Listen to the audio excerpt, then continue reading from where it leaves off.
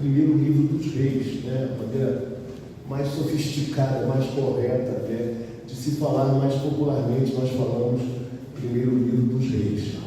Eu vou ler o primeiro versículo, irmãos, e na sequência nós estaremos elucidando, esclarecendo os demais versículos também dessa passagem de hoje. Diz assim a palavra do Senhor: Acabe fez saber a Jezabel tudo quanto Elias havia feito e como matara todos os profetas à espada. Senhor Deus e Pai Celestial, nós queremos te agradecer, ó Deus, por esta manhã, pela possibilidade que temos hoje, Pai, de explanar, ó Deus, a tua verdade santa. Sei, ó Deus, que falarei para o público, Pai, de pessoas que em algum momento da vida, se não no momento presente, já vivenciaram uma experiência similar à experiência vivida por Elias.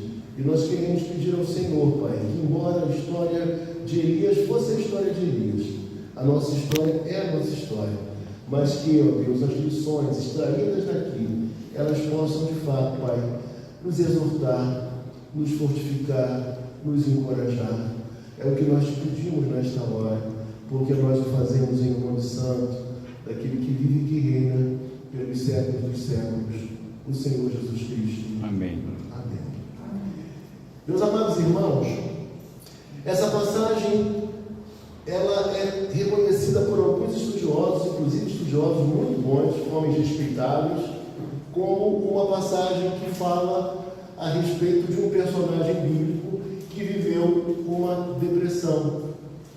Eu, na verdade, eu prefiro usar a expressão esgotamento espiritual, porque eu entendo que naquela época ainda não havia essa codificação de doenças. Muito embora, olhando para a história dele, nós vamos perceber que algumas questões envolvidas no texto apontam para alguém que vivia, de fato, um momento de profunda tristeza, de imensa dor na alma. Então, é o texto que nós temos na manhã de hoje, fala de um personagem assim, Elias, um homem que viveu, assim como você e eu, momentos no topo, mas também momentos de vale, momentos em que ele estava lá em cima, vencedor, forte, o grande líder da nação, mas também em outros momentos ele se encontrava, como é o caso, abatido, enfraquecido, cheio de problemas e de temores. E assim, irmãos, somos nós. Nós, por vezes, estamos felizes, alegres, animados, triunfantes, mas no momento seguinte a gente não sabe nem por quê. O nosso espírito se abate, a gente fica acabrunhado, fica entristecido.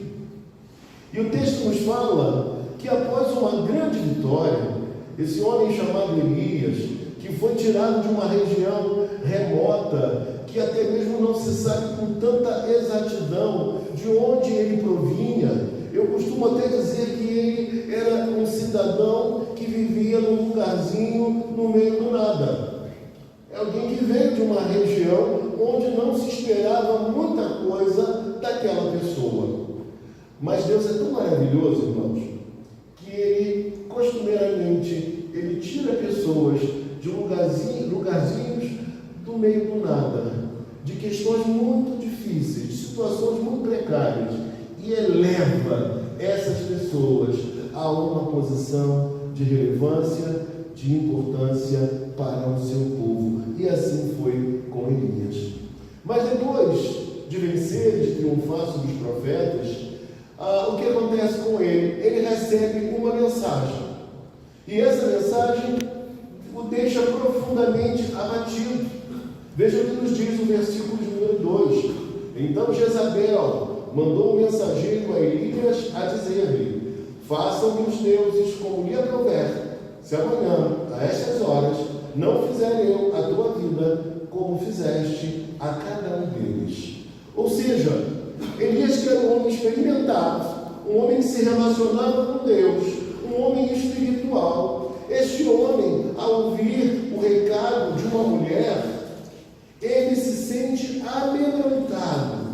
Em lugar de buscar a Deus, de falar com Deus primeiramente, acima de tudo, que aquele Deus que sempre esteve com ele em todos os momentos, não se furtaria no momento presente. Eu digo para você nesta hora, também deve ser assim comigo e contigo.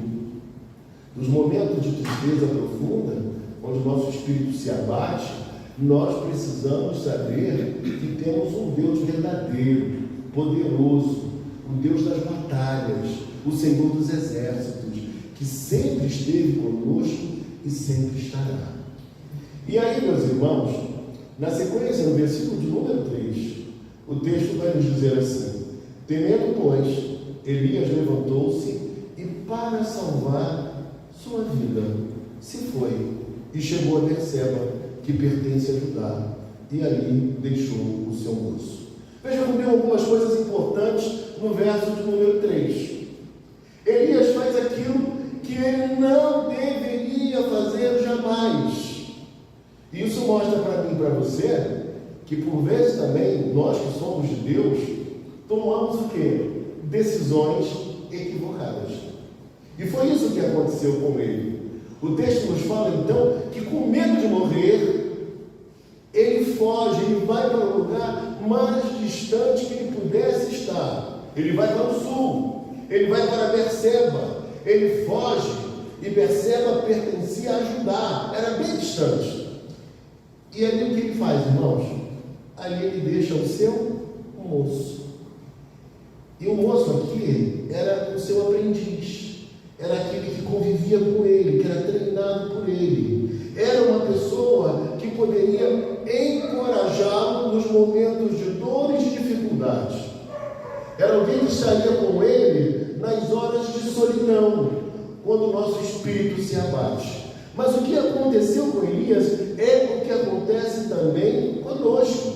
Por vezes, nós achamos que pelo fato de estarmos num momento difícil, ninguém quer estar perto de nós, que nós devemos nos isolar, porque não somos pessoas tão interessantes assim para as demais pessoas. É isso que ele pensa. Eu estou fraco, eu estou triste, eu estou com medo de morrer, e eu vou para longe. E para preservar a vida desse que me segue, eu vou deixá-lo pelo caminho. Eu vou me isolar. Eu vou me esconder da vida. Eu vou me afastar dos relacionamentos. Irmãos, e essa atitude é uma atitude muito comum entre aqueles que estão vivendo um tempo de desgosto e, como disse T.A. Carson, de depressão. Geralmente nós nos achamos desinteressantes e buscamos a solidão. E essa é a pior coisa que nós poderíamos fazer. A pior opção é nos isolar. E foi isso justamente que ele fez. Eu quero te dizer nesta manhã, não fuja dos relacionamentos encorajadores, porque a vida, ela já é extremamente dura e difícil. Se puderem fechar um pouquinho essa porta, porque hoje o cachorro resolveu competir comigo.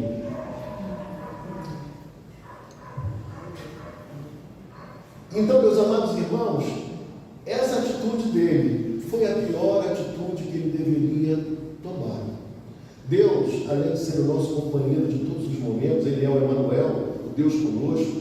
Ele também coloca em nossa vida pessoas, amigos, irmãos, que nos ajudarão nesses momentos em que nós estamos para baixo, nesses momentos em que nós estamos nos achando completamente sem graça e desinteressantes. Por isso eu amo tanto a igreja, porque a igreja é esse lugar de vida, de amor, de compreensão, de estímulo.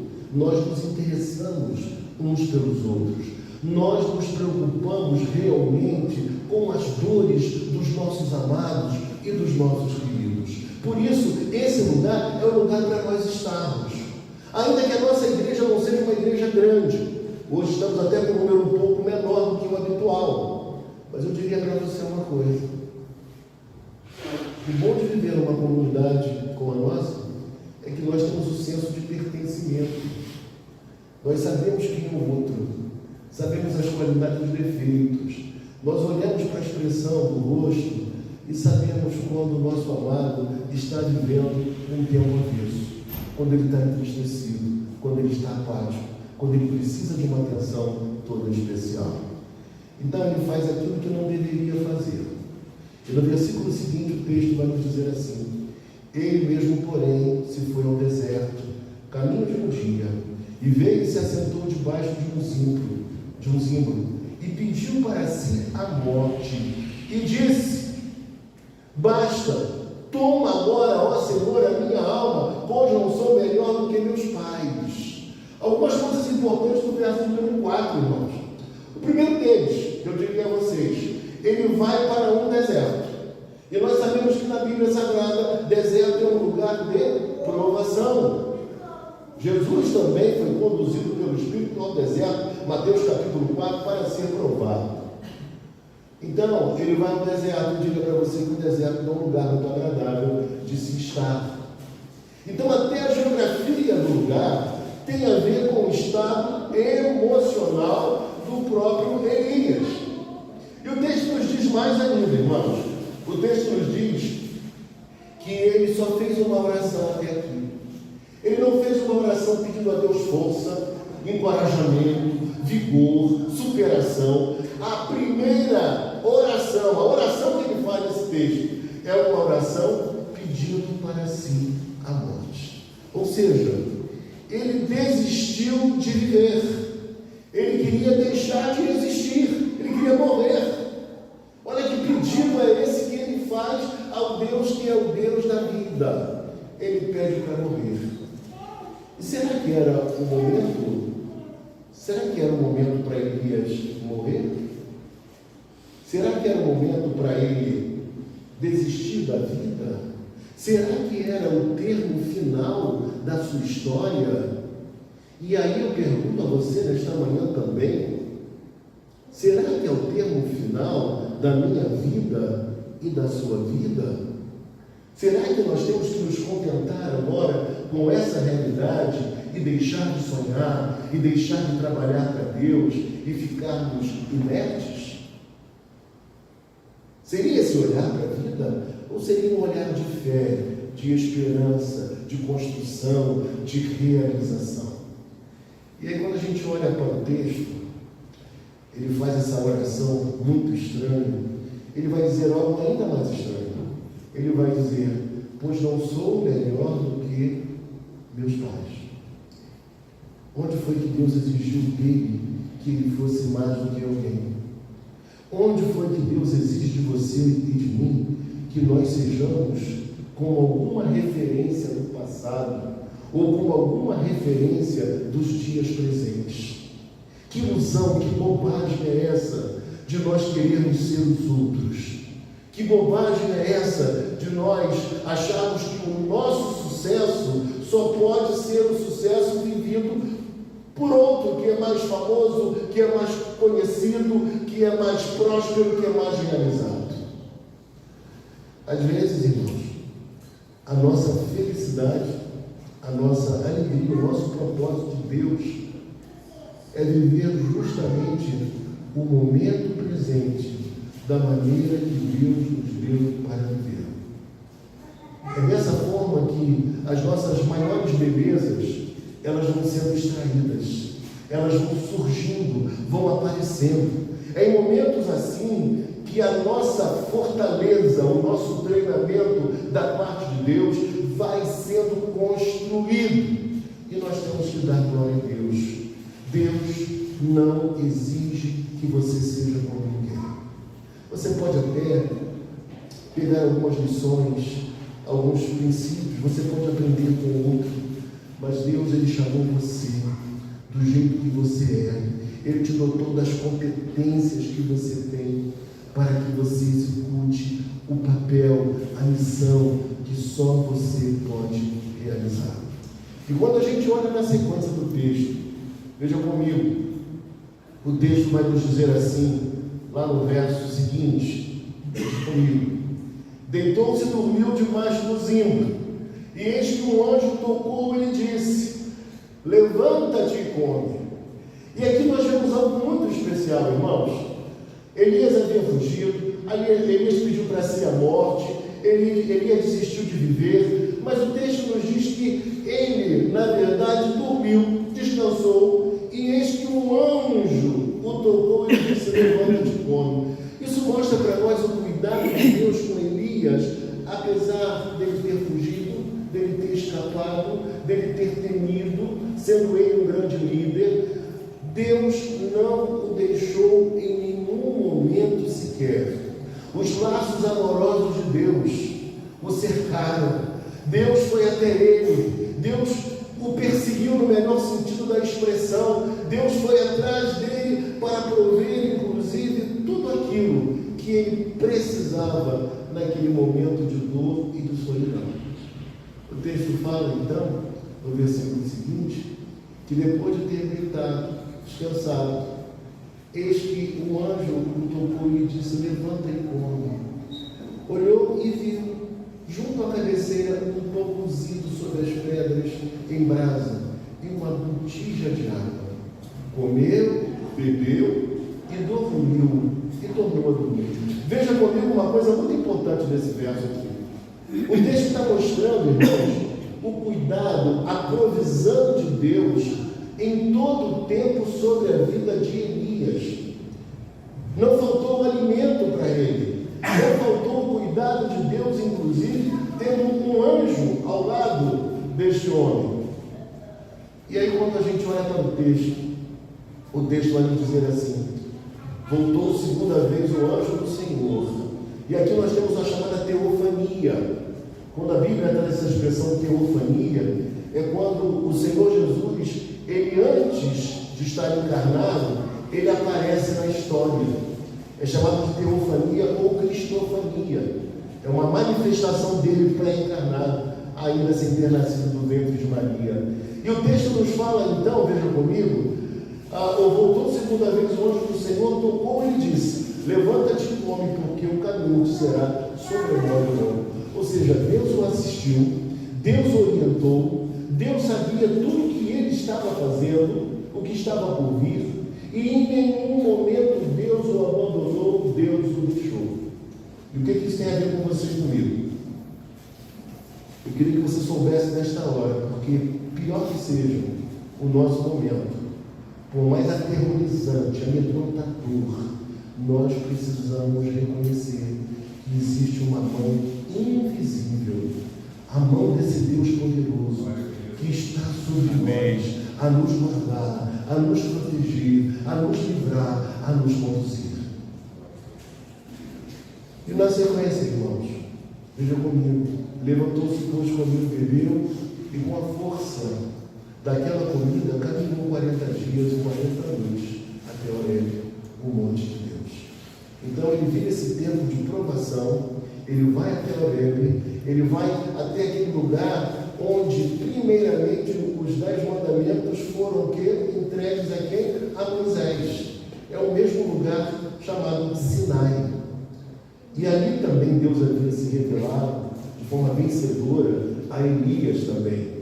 Mas agora Elias está naquele lugar, mas vivendo um momento difícil, um momento triste na sua existência. E aí o texto nos fala da seguinte forma: ele comigo, que o anjo o instruiu, o orientou, o ajudou para que ele pudesse se alimentar. Eu não sei se você já viu uma tristeza muito profunda na sua vida. Creio que sim, quem é que nunca viveu?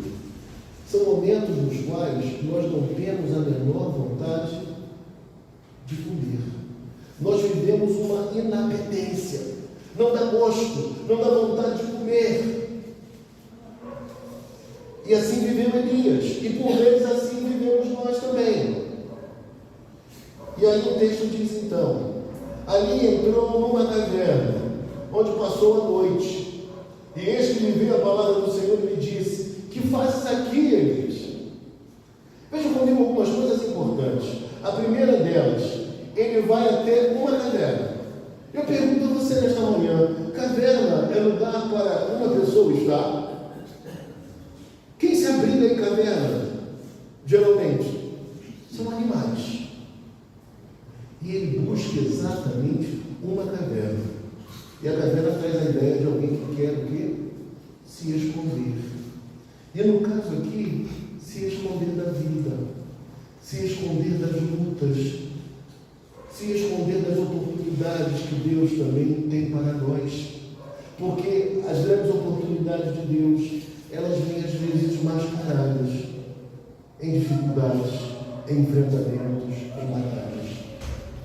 E aí o texto, então, ele nos diz assim, que entrou numa caverna, mas a palavra do Senhor, Deus veio até ele, veio comigo, e disse assim para ele: o que fazes aqui, Elias?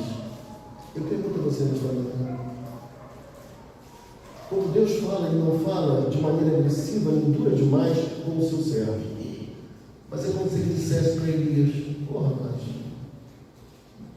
você é meu líder, eu te chamei, eu te vocacionei, o que você está fazendo aqui? Por que você se esconde?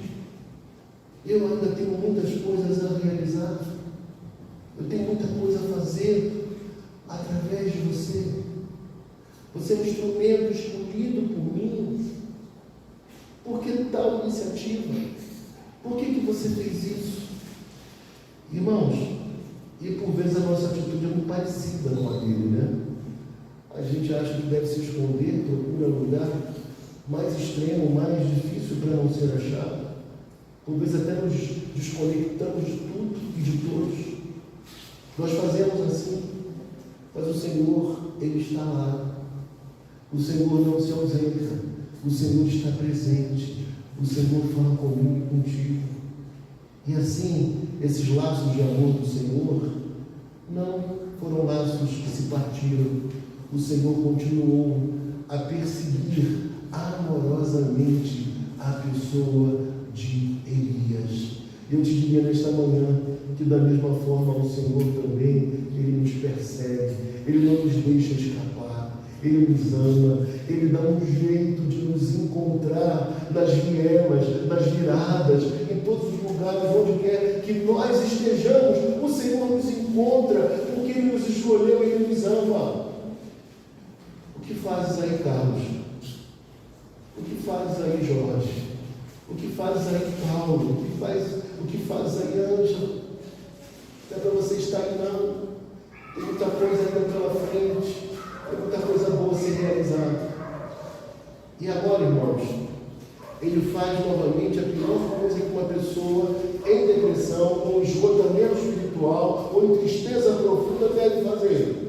Versículo seguinte ele diz: e ele respondeu: tenho sido zeloso pelo Senhor Deus dos exércitos, porque os filhos de Israel deixaram a tua aliança, derrubaram os teus altares e mataram os teus profetas a espadas. E fiquei eu só, e procuro tirar minha vida. Eu não sei se você conhece essa palavra, mas não é muito comum. Mas ele faz aquilo que nós conhecemos como autocomiseração. Já ouviu essa palavra, autocomiseração? Alguém já ouviu? Nada? Autocomiseração, sabe o que significa isso? Sentir pena de si mesmo. A autocomiseração, ela está muito ligada, bem ligada, intimamente ligada, sabe a quê? A uma outra coisa péssima para todo ser humano, a chamada vitimização. Já viu aquela pessoa que ela olha para aquilo e fala: eu nasci lá longe, eu nasci no meio do mato, eu tive as maiores lutas e dificuldades, como eu vou crescer, como eu vou me desenvolver? Não é para mim, porque eu sou muito simples, muito pobre, muito acanhado, muito sem jeito, despreparado. Já viu gente assim? E que a gente olha para essas pessoas e vê beleza, a gente vê inteligência, a gente vê competência, a gente vê ternura, a gente vê tanta coisa linda, e só a pessoa não consegue se ver dessa forma. Então, Elias, ele vive justamente esse momento, e ele fala que ele era alguém que estava com pena dele, mas ao mesmo tempo ele se eleva. Ele acha que ele é o cara, ele acha que ele é o único que ficou ainda fiel a Deus, porque todos os demais foram desbaratados. E isso não era verdade. Irmãos, eu posso dizer para vocês que só eu sou pregador bíblico? Seria mentira. seria exagero. Apesar de muitas pessoas hoje pregarem o Evangelho e deixarem de lado a Bíblia Sagrada, praticamente. Mas ainda assim eu não posso fazer tal afirmação. Eu não posso fazer tal afirmação. E aí, irmãos, o texto diz para nós que esse foi o sentimento de Elias. Ele chega para Deus e reclama agora, e fala com Deus reclamando, dizendo do seu sentimento, da sua solidão, que ele sozinho era fiel a Deus e que ainda por cima iriam tirar a vida dele. Na sequência, o texto nos diz então: disse-lhe Deus: sai e ponte neste monte perante o Senhor. E eis que passava o Senhor em um grande e forte vento, fendia os montes e despedaçava as penhas diante do Senhor. Porém o Senhor não estava no vento. Depois do vento, um terremoto, mas o Senhor também não estava no terremoto. Depois do terremoto, um fogo, mas o Senhor também não estava no fogo. Depois do fogo, um cicílio tranquilo e suave. E aqui vem a questão, meus amados.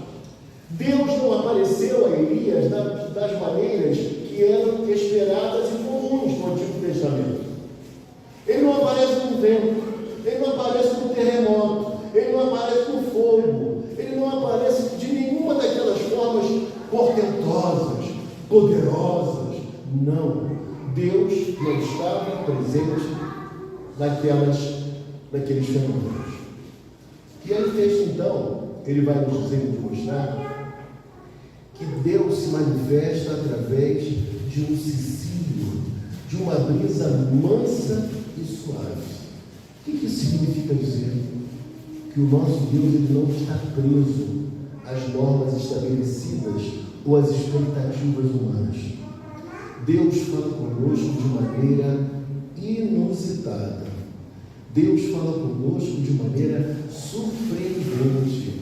Deus faz coisas que nós não conseguimos supor, nem tampouco imaginar. Deus, na sua soberania, Ele providencia encontros, momentos especiais, para que nós ouçamos aquilo que Ele deseja comunicar ao nosso coração, porque nós precisamos ouvir. E precisamos ouvir a sua voz. Vamos na sequência. Na sequência, então, o texto vai nos dizer assim, veja comigo.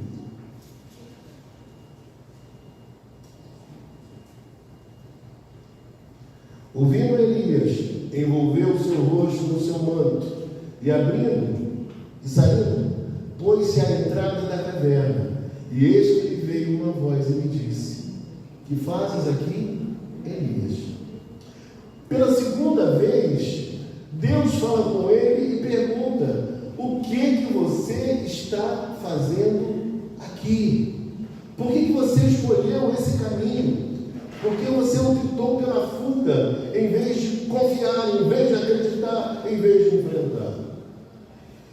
E mais uma vez, ele ainda dentro daquele processo de autocomiseração, de autopiedade, ele diz assim: tenho sido extremo zeloso pelo Senhor Deus dos exércitos, porque os filhos de Israel deixaram a tua aliança, derribaram os teus altares e mataram os profetas à espada, e eu fiquei só, e procuram tirar minha vida. Veja comigo na sequência, né? Verso 20. Disse-lhe o Senhor: volta-te, vai ao teu caminho para o deserto de Damasco, e em chegando lá, unge Azael rei sobre a Síria. A Jeú, filho de Nínive, ungirás rei sobre Israel. Também a Eliseu, filho de Safate, de Abel-Meoá, ungirás profeta em teu lugar. Algumas coisas importantes aqui.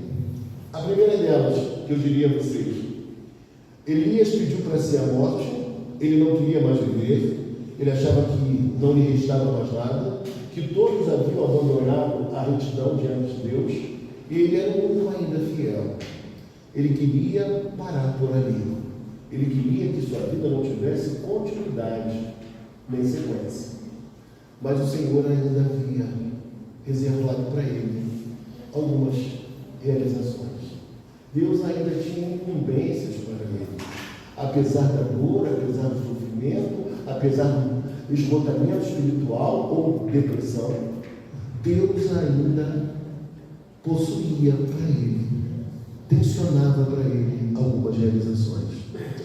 E o que me chama a atenção quando eu penso nisso, é que existem pessoas, às vezes, com 30 anos, e elas já não aspiram mais nada.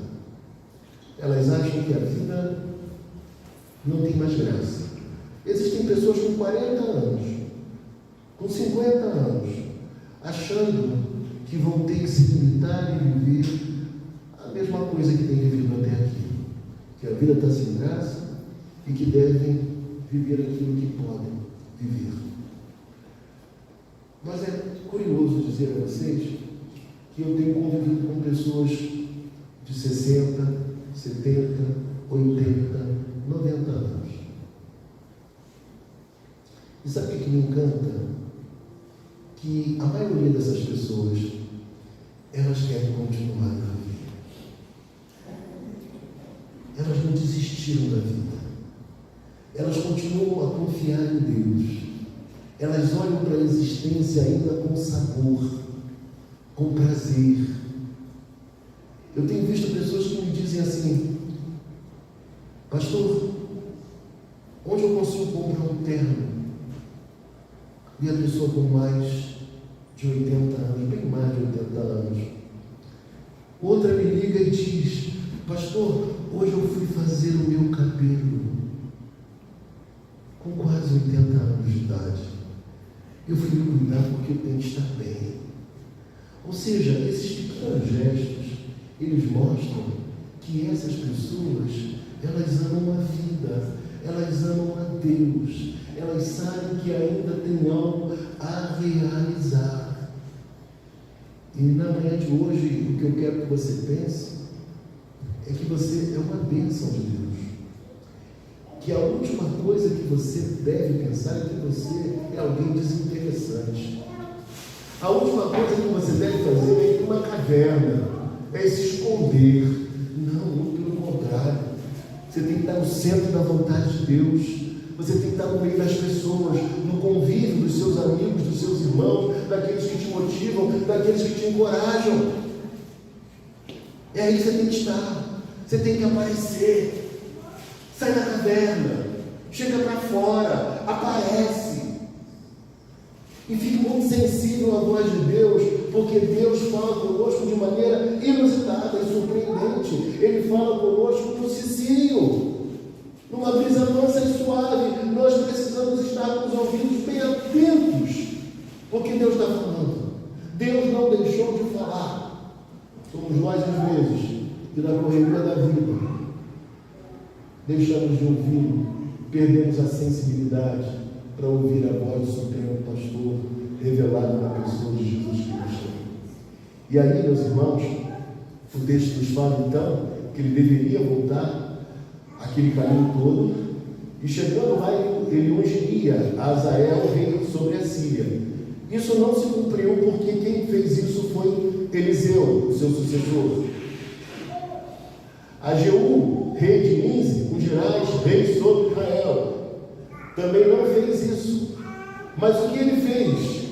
Ele ungiu a Eliseu, que seria o seu sucessor, aquele que daria continuidade ao trabalho que ele deveria perpetrar. E aí, meus irmãos, e na mente de Elias, ele estava acabado. O povo de Israel estava abandonado, não havia mais liderança, e a única coisa que lhe restava era pedir a morte. E na manhã de hoje, o que nós queremos conclamar na igreja, aos irmãos que estão aqui, é que você não desista do seu chamado, que você não desista daquilo que Deus te chamou a realizar, que você saiba que Deus, Ele está contigo por onde quer que você for. Ele vai atrás de você, Ele te protege. Mas alguém disse uma vez algo que me chamou a atenção. Vocês conhecem Efésios capítulo 6, que fala sobre a armadura de Deus, que todo mundo conhece. E aí fala que Deus protege o ser humano, o homem, de todas as formas. Mas alguém teve uma tirada, o escritor teve uma tirada. E nessa tirada ele disse algo assim, que só existe uma parte que Deus não nos protege nem nos garante. Uma tirada. Não quer dizer que isso seja bíblico, mas traz uma grande lição. Ele falou que Deus só não nos protege na sua armadura pela parte de trás, pelas costas. Sabe por quê? Porque Deus não espera que os seus servos se acovardem diante da vida. Então nós temos que prosseguir, nós temos que caminhar. E quando nós chegamos no verso derradeiro, o texto vai dizer para nós assim: quem escapar, primeiro 17, depois 18, quem escapar a espada de Azael, Jeú matará. Quem escapar a espada de Jeú, Eliseu matará. Também conservei em Israel 7.000, todos os joelhos que não se dobraram a Baal, e toda a boca que não o beijou. O que o texto está querendo dizer para mim e para você agora aqui? Elias estava errado. Elias estava equivocado. Ele não estava sozinho. Havia 7.000 que não dobraram os joelhos diante de Baal. Sabe o que significa dizer isso? 7.000 não é um número exato, é uma expressão para trazer a ideia de perfeição. Ou seja, um número estabelecido por Deus, aqueles que foram selecionados por Deus, escolhidos por Deus, eles ainda estavam na batalha e eles de maneira alguma se dobraram diante de Baal. E aí eu tenho que entender que o nosso Deus é soberano e Ele sempre terá o seu remanescente. Ele sempre terá os seus em todos os tempos, em todas as épocas, em todas as eras. Na manhã de hoje, eu quero orar com você, que veio aqui nesta manhã, mas que em alguns momentos da vida, ou quem sabe até nesse momento, você esteja em fuga de si mesmo. Talvez você tenha abandonado ou se afastado de pessoas que te amam, que te ajudam, que oram por você e que seriam encorajadores. Talvez você tenha buscado o deserto, talvez você tenha se escondido dentro de uma caverna e dizendo: a vida foi tão dura comigo, essas coisas que aconteceram comigo me massacraram e não me resta mais nada, eu não quero mais viver. Talvez sua oração seja essa. Eu sou como Elias, eu vim de um lugar muito difícil e a vida não sorriu para mim, eu só tenho dificuldades pela frente. Todas essas inverdades nós falamos para nós. Todas essas limitações nós estabelecemos para nós mesmos. E talvez aí esteja o motivo de nós não avançarmos mais. Porque nos limitamos, nos vitimizamos. Somos pessoas dotadas de autocomiseração. Mas eu quero dizer para você, nesta hora, que você não é o único, que você não é sozinho, que Deus não deixou Elias, foi atrás dele em todos os momentos, em todos os tempos, e que Deus também está te buscando nesta manhã, indo atrás de você, te tomando pela mão, te soerguendo e dizendo: vá à vida, tem muita coisa para ser feita ainda. E aí, para encerrar, irmãos, eu nunca me esqueço o dia que eu entrei na livraria evangélica e havia um senhor que eu conhecia de vista. Ele era um presbítero de uma igreja presbiteriana. Eu não sei se eu já contei isso para vocês alguma vez aqui, talvez já tenha contado. E o que me surpreendeu é que aquele homem, com aproximadamente 80 anos, talvez por aí, ele estava comprando uma coleção de comentários bíblicos das mais caras, das maiores coleções de livros da nossa editora, inclusive, da editora Cultura Cristã. Eu falei: meu Deus, esse homem com 80 anos ainda quer aprender, ainda quer comprar livros, ainda quer estudar. Que coisa maravilhosa! Ou seja, ele ainda não desistiu de produzir, de viver, de somar e de realizar algo para Deus. E você que está aqui nesta noite, essa palavra que nós estamos trazendo é para convidar você à vida, é para convidar você de novo a estar em comunhão com os irmãos, a confiar em Deus e a se encantar com a existência. Porque a última palavra quem tem é Deus. Você não está sozinho e ainda há muita coisa a ser feita. Eu quero orar por você nesta hora. Onde você estiver, eu quero que você venha aqui à frente. Eu quero orar pela sua vida. Você que deseja, nesta manhã, dar um passo diante do Senhor e pedir a Deus, Deus me fortaleça, me ajude a vencer esse tempo. Eu quero orar pela sua vida. Venha aqui à frente, eu vou orar por você. Feche os seus olhos, pode vir, não tenha vergonha.